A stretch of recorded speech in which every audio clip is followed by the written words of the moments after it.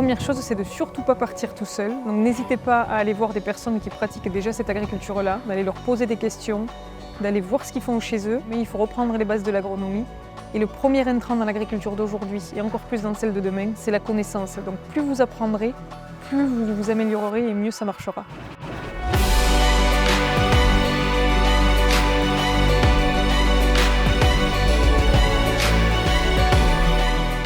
Sinon, on est plutôt sur un système TCS, en limitant le labour, mais par contre en travaillant les sols avec du déchômeur à disque ou du déchômeur à dents. Je suis agricultrice en Aveyron, je suis sur une ferme de 100 hectares et la particularité c'est qu'on est en agriculture de conservation depuis 1980. Bien bonjour, je m'appelle Frédéric, je suis agriculteur près de Reims dans la Marne, sur une exploitation avec des terres très argileuses, environ 55% d'argile, avec des pierres. Je m'appelle Fabien Dria, je suis agriculteur à Gessin dans l'Aube, sur une exploitation qui fait 300 hectares de céréales.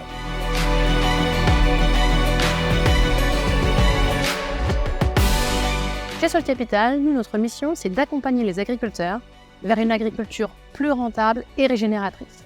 Alors pour cela, on réalise des bilans carbone avec les agriculteurs afin de mesurer la réduction des émissions de CO2 et la séquestration du carbone, ce qui nous permet de réaliser et d'émettre des certificats carbone que nous commercialisions auprès d'industriels et d'entreprises du secteur agroalimentaire notamment. Dès que j'ai eu vent de cette démarche de Sol Capital à rémunérer avec un programme, naturellement je me suis dirigé vers ce programme. L'agriculture régénératrice, elle va permettre d'accroître la résilience parce qu'on va augmenter les taux de matière organique. Grâce à ça, on va pouvoir stocker davantage d'eau quand il pleut, aux périodes très pluvieuses, et aussi on va mieux résister aux périodes de sécheresse. Et tout ça, ça montre en fait que l'agriculture est aussi source de solutions par rapport à l'avenir. La différence entre un sol roche-mer squelettique d'un désert et un sol vivant, c'est la matière organique, le carbone qui est dedans. Et le fait de recharger en carbone au travers de ces pratiques, donc la limitation voire suppression du travail du sol et des couverts végétaux nous permet de séquestrer du carbone. Et ce carbone est la constituante principale de la matière organique. Le principal problème que l'on redoute, c'est le changement climatique, évidemment.